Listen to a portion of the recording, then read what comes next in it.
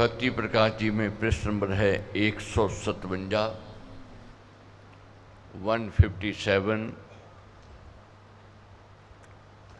पिशंता तथा ईर्षा का प्रसंग 157 पृष्ठ नंबर 157। पिशंता तथा ईर्षा का प्रसंग है। अपनी कमियों को, अपनी त्रुटियों का मनन चिंतन करना है आगे बढ़ने के लिए। साधना जो है साधारण व्यक्ति का विषय नहीं है। ये कठिन विषय है। एक सूरमा ही साधना कर सकता है, साधारण व्यक्ति साधना नहीं कर सकता है। मगर जब साधना करने लगते हैं, प्रकृति भी विरोध करती है और अंदर बैठे संस्कार विचार भी विरोध करते हैं, रुकावटें डालते हैं, बढ़त नहीं होने देते। जब पौधा छोटा होता है, अंकुर आता है, धूप छांव भी आती है, बरसात भी आती है, तूफान भी आता है, और जो उसमें से निकल जाता है वही एक दिन महान वृक्ष बनता है। और वही महान वृक्ष जो है फल देता है और छाया देता है। बहुत तूफान आवेंगे जीवन में, बहुत अड़चने आवेंगी, रुकावटें आवेंगी, इसका सामना करना है। माया बलवती है, माया को कमज़ोर मत समझो, कमज़ोर नहीं है।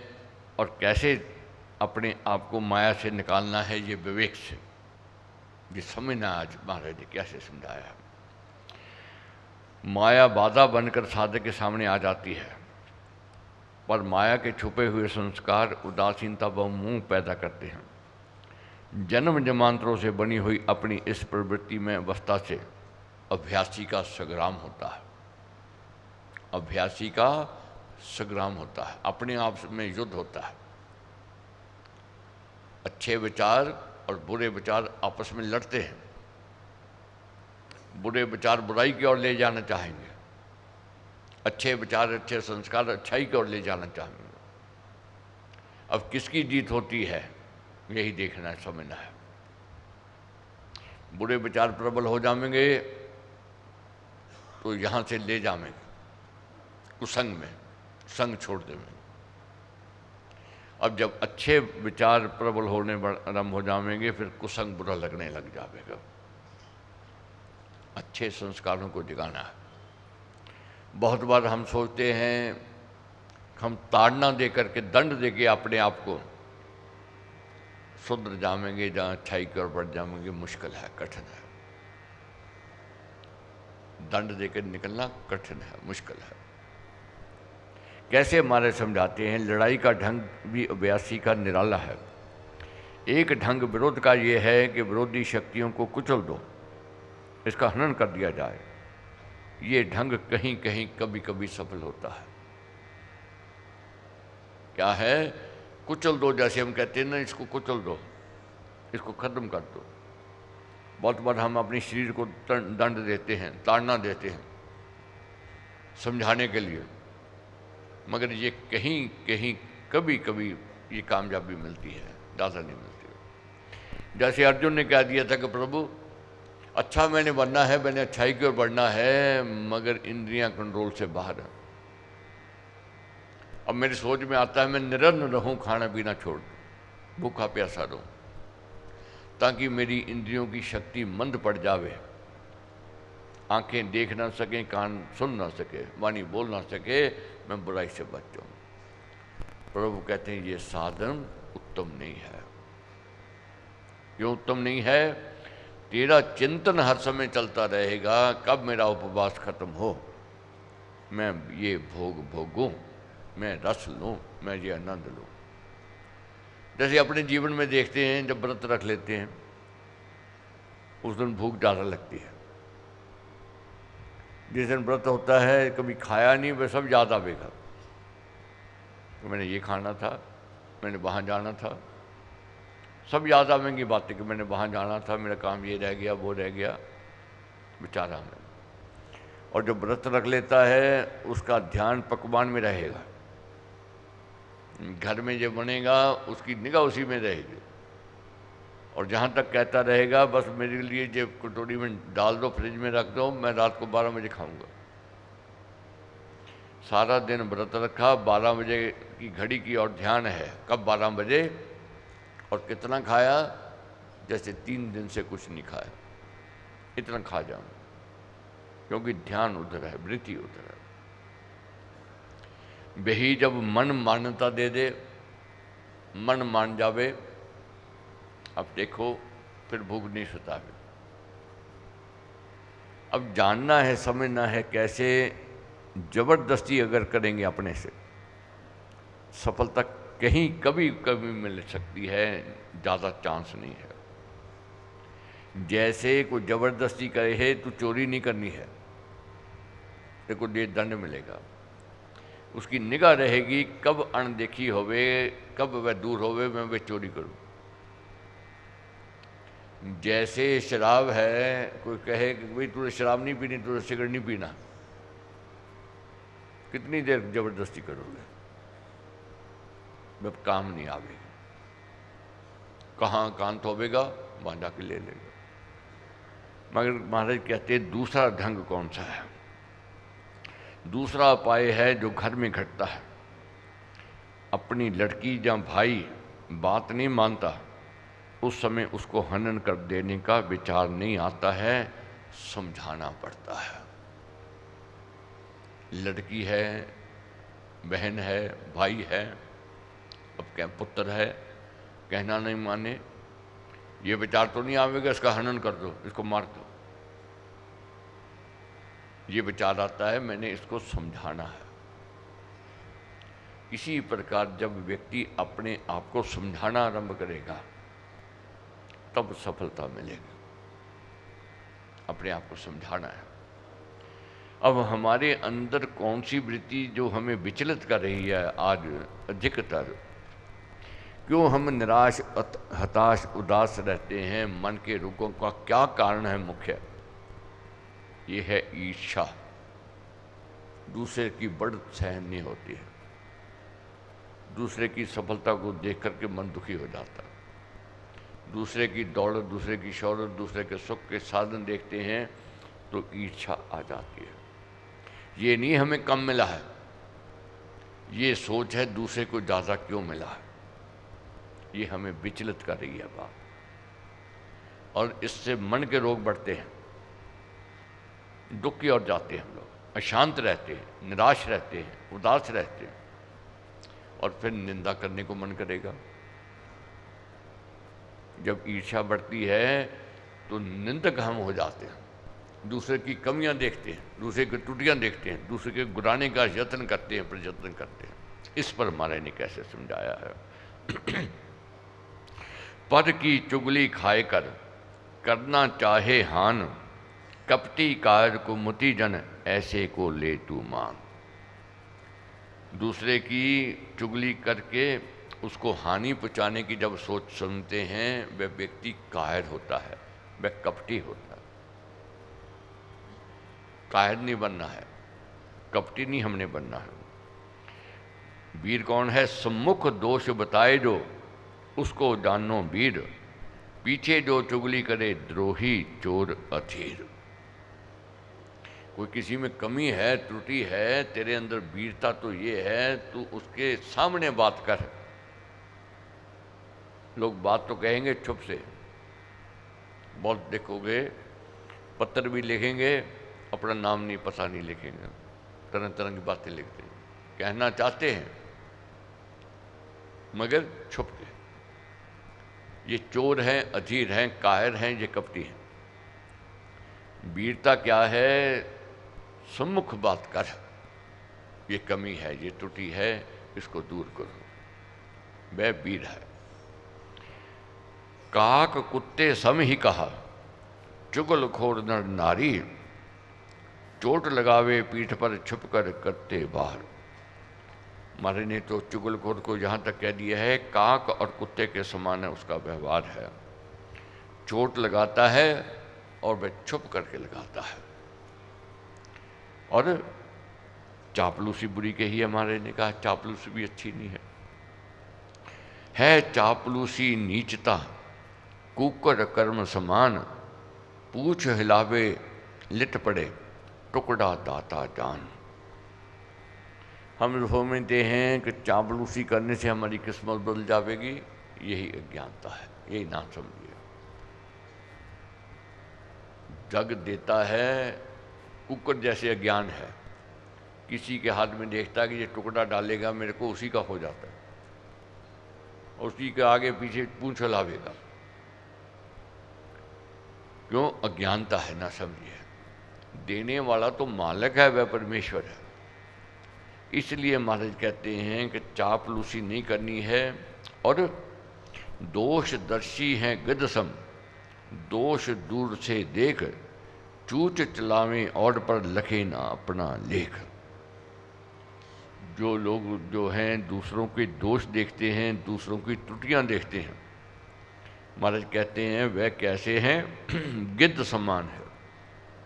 अपना स्वरूप नहीं देखते, दूसरों को दोष देखते। उसकी निगाह बहुत तेज होती है गिद्ध की, दूर से शिकार देखता है अपना। महाराज कहते हैं अगर त्रुटि कहीं दिखाई देती है तो क्या है? मैत्री से समझाइए, करके बांधव भाव, त्रुटि बता एकांत में, करे सुधार उपाव। कहीं त्रुटि नजर आवे, मैत्री से समझाना है। इससे क्या है? ईर्ष्या भी शांत हो जाएगी और निंदा चुगली से भी बच जाएगा। आगे समझाया, बहुत अच्छी तरह हमारे ने वर्णन किया है। हम लोग अपनी आप को फिर समझने लग जाते हैं, मैं हूँ, मैं जो चाहूँ कर सकता हूँ, मैं चाहूँ जिसका मर्जी छीन सकता हूँ। मगर महाराज कहते हैं नर डर श्री भगवान से, ऊंचा बोलना बोल, खोलो बोलना और की निज कमाई तोल। तू नर डर किससे? उस परमेश्वर से। देने वाला है, अगर दे रहा है, तू ईर्ष्या कर रहा है, तू उसका विरोध कर रहा है, तो उससे डर ले। जैसे अपने दैनिक जीवन में देखते हैं, हम किसी को देना चाहें और तीसरा देने ना दे, क्या हमें अच्छा लगेगा? नहीं अच्छा लगेगा। मालिक देना चाहता है, हम विरोध करें, क्या मालिक को अच्छा लगेगा? परमेश्वर को अच्छा लगेगा? नहीं लगेगा। जैसे नौकर मालिक का रिश्ता है, कभी कभी देखते हैं मालिक एक नौकर को देखता है, उसके काम देख करके उसको इनाम दे दे, दूसरे ईर्ष्या करे, तो मालिक को भी अच्छे नहीं लगेंगे, नहीं अच्छे लगे। जब देखता है मालिक ये ईर्ष्या करते हैं, मैं मालिक नौकर को चोरी छुपे दे देगा, छुप के दे देगा, क्योंकि उसने देना है। उसके काम को देख करके, उसके व्यवहार को देख करके, उसके स्वभाव को देख करके उसने दे देना। इसी प्रकार अगर हमारे कर्म अच्छे होंगे, लाख कोई ईर्ष्यालु आ जाए, लाख कोई विरोधी आ जाए, मालिक ने देना है और दे देना है। कैसे देना है, कितना देना है, किस समय देना है, वह उसकी अपनी सोच है। जैसे मालिक की सोच नौकर के प्रति होती है। इसलिए डरना है उस मालिक से। मगर पतनशील प्राणी कहा, जलवत नीचे जाए, बड़ा स्वभाव वीर भी अधगुण को पाए। प्राणी का स्वभाव है गिरने का, वह गिरता है। जैसे पानी को गिराओ, नाली की ओर जाएगा, ढलान की ओर जाएगा। व्यक्ति को खुला छोड़ दो, गलत देखेगा, गलत दिशा की ओर जाएगा, गलत कर्म करेगा। मगर पानी को ऊंचाई की ओर ले जाना हो, मोटर की जरूरत है, पावर की जरूरत है, पानी ऊंचाई की ओर जाता है। इसी प्रकार जो चाहता है मैं अच्छा बनूं, उसको संत और सत्संग की जरूरत है। संत और सत्संग मिल जाएंगे, ऊंचाई आवेगी, अच्छाई आवेगी आवेगी, इसको कोई रोक नहीं सकता है। तो इसलिए महाराज कहते हैं, बे नर नारी धन्य हैं जिनको राखे राम, पाप दोष को दूर कर देकर अपना नाम। वे नर नारी धन्य हैं जिनको मालिक अपना नाम जपाता है। इसलिए अपने भाग्य की सराहना करनी है। आज हम साधना कर रहे हैं, मालिक की कृपा है तब कर रहे हैं, मालिक चाहता है इसलिए कर रहे हैं, मालिक चाह रहा है इसलिए हमारे कहते वे नर नारी धन्य हैं जिनको राखे राम, पाप दोष को दूर कर देकर अपना नाम। जिसको अपना नाम देता है, जैसे कीमती वस्तु हम किसको देते हैं, जिस पर हमें भरोसा होता है। कभी भी देखो कीमती वस्तु किसको पकड़ावेंगे, जिस पर विश्वास है, भरोसा। नाम हरे को नहीं मिलता, राम जाप दे आनंद महान, मिले उसे जिसे दे भगवान। तो इसलिए हमारे कहते हैं पराई की बढ़त देख करके ईर्ष्या को नहीं लेकर के आना है। पराई देख सुमनती, मान ज्ञान धन धान, मन में जड़ न लाइए सबका है भगवान। दूसरे की दौलत, दूसरे की शोहरत, दूसरे की ताकत, दूसरे के ज्ञान को देख करके जलन नहीं लेकर के आनी है, ईर्ष्या नहीं लेकर के आनी है।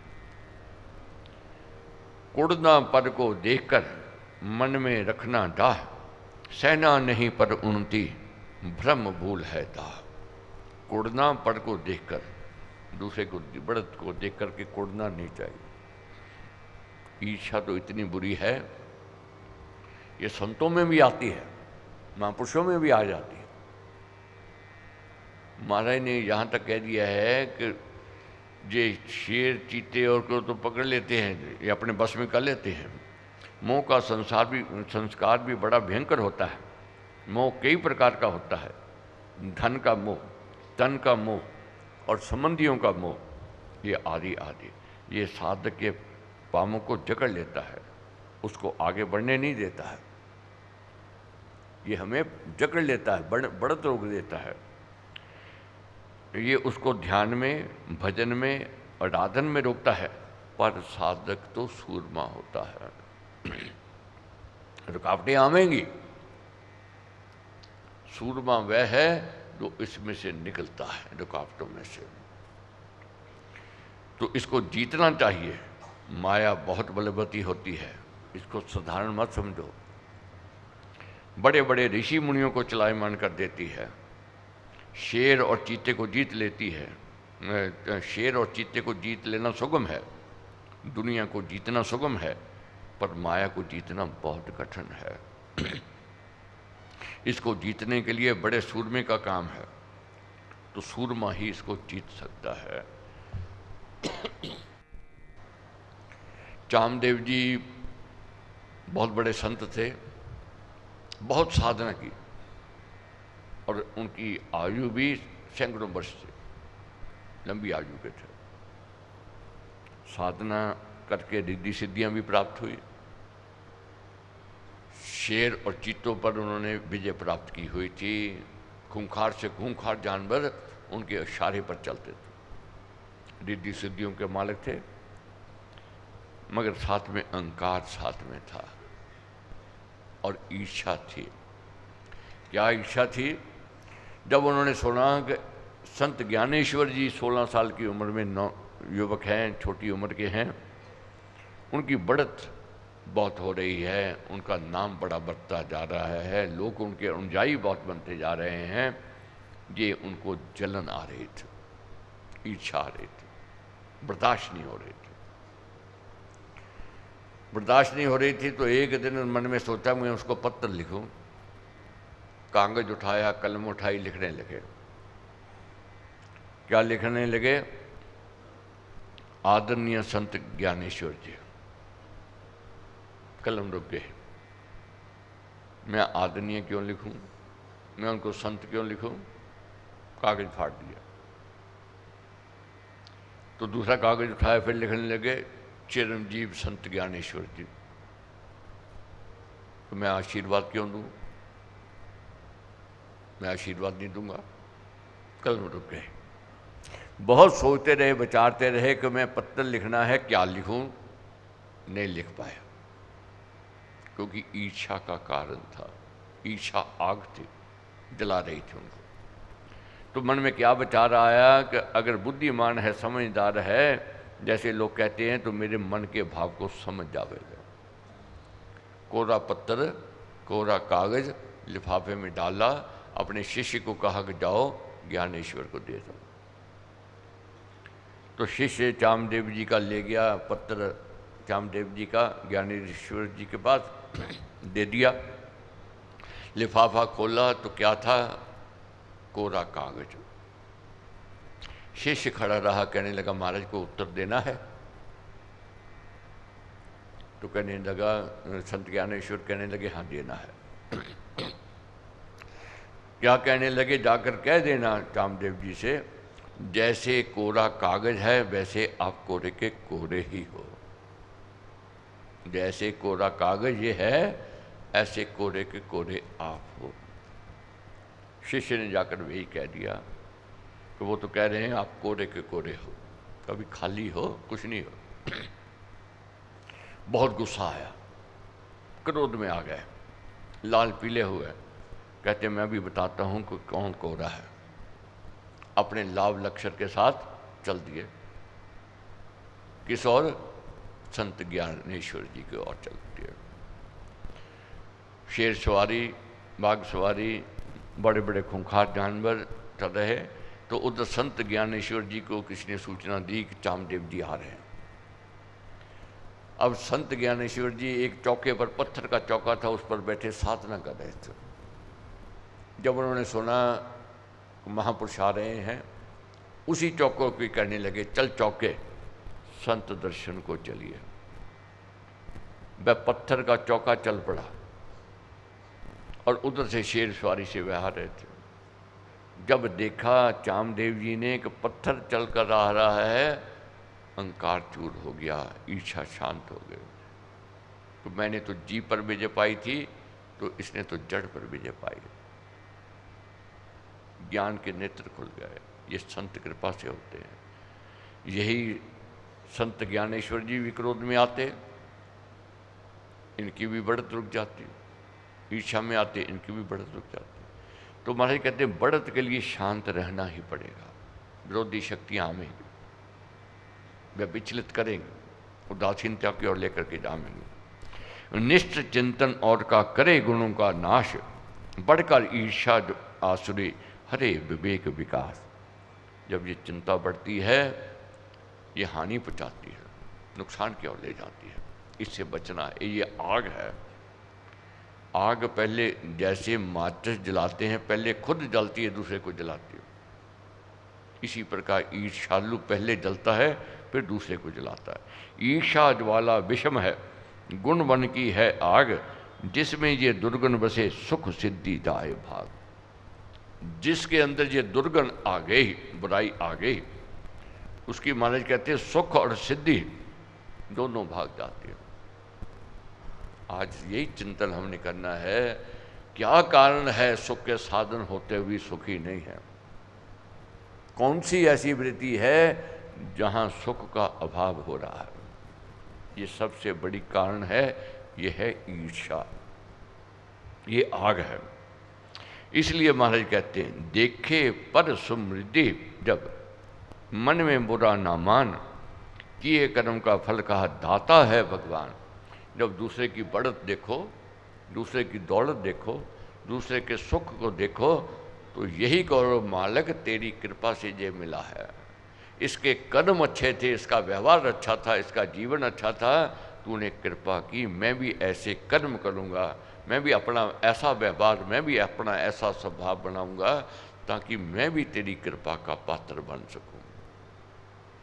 ईर्ष्या से नहीं मिलेगा, अपने कर्म साधने से मिलेगा। तो महाराज कहते हैं कि यही संकल्प लो। अगर दूसरे को मिला है, दूसरे की बढ़त है, परमेश्वर उससे प्रसन्न है। जैसे नौकर ईर्ष्या करता रहे वह पीछे रह जाएगा, वही नौकर दूसरे की बढ़त देख कर अपने आप को वैसा बनाना आरंभ कर दे, तो मालिक उससे प्रसन्न होता है। उसके कर्म देख करके मैं भी ऐसा काम करूं जिससे मेरा मालिक प्रसन्न हो, मेरे को भी वही इनाम मिले जो उसको मिला है। वह मिलेगा, मगर ईर्ष्या में जावेगा और पिछड़ जावेगा और गिर जावेगा। तो महाराज कहते अपने कर्मों को साधना है, अपने मान घमंड में अंड मंड बत बोल, डर जा राजा राम से जीवना लंबी खोल। डर उस मालिक से, उस परमेश्वर से। किसी को वह दे रहा है, तेरे को जलन क्यों हो रही है? तेरे को तो सोच ये होनी चाहिए कि मैंने वैसा बनना है। इसलिए महाराज कहते मिट्टी में मिल जाएगा महिमा मान महान, 4 दिनों की चांदनी अंत अंधेरा जान। जो ईर्ष्या करेगा, जो निंदा चुगली में जावेगा, अंत हानि में जावेगा, नुकसान में जावेगा। उसका गौरव ही गला जिसने किया घमंड, अभिमानी के शीश पर पड़े काल का दंड। जो अभिमान में आवे, अहंकार में आवे, जो मालिक परमेश्वर का भी विरोध करेगा, अंत क्या है? उसको नुकसान है, हानि ही हानि है। इसलिए परम प्रभु को पूजिए जो हैं सर्व निवास, होकर सेवक दास जन सबके रहिए पास। उसको पूजना है, किसको? परमेश्वर को। उसके दास बन करके, उसके भक्त बन करके, उसके सेवक बन करके। जहाँ हम दास बनेंगे, जहाँ हम सेवक बनेंगे, जहाँ हमारे कर्म सद जाएंगे, हमारा व्यवहार अच्छा होगा, तो हमारे को भी वही इनाम मिलेगा जो दूसरे को दे रहा है। मालिक अपने भक्तों को देता है, भक्तों का वह योगक्षेम करने वाला है। युग युग का है राम सहेला, राम भक्त नहीं रहे अकेला। तो महाराज को किसी ने प्रश्न किया, महाराज को कहा कि महाराज मैंने पढ़ा है भागवत में, मैंने सुना है भागवत में कि जो भक्त होता है परमेश्वर उसको और दंड देता है और दुखी करता है। तो महाराज जी ने कहा मैंने सीधे तो ना नहीं की, क्योंकि मैंने तो जो भागवत पढ़ी है मैंने तो कहीं नहीं पढ़ा ये। मैंने उसको क्या कहा, ये तो तूने सुन लिया, मगर क्या श्री भगवत गीता में ये नहीं सुना, ये नहीं पढ़ा? प्रभु कहते हैं जो मेरी शरण में आ जाता है मैं उसका योगक्षेम करता हूँ। सीधी ना नहीं की कहते महाराज कहते हैं। मैंने उसको ये समझाया, ये बात आशा की किरण जगाओ, निराशा की ओर क्यों जाते हो? आशा की ओर जाओ। और भगवान कहते हैं कि जो मेरी शरण में आता है, पापी है जहाँ धर्मी है, जो कुकर्मी है, कैसा भी क्यों ना हो, मैं उसको पार लगाता हूँ। राम नाम ने वे भी तारे, जो थे अधर्मी अधम हत्यारे, कपटी कुटिल कुकर्मी अनेक, तर गए राम नाम ले एक।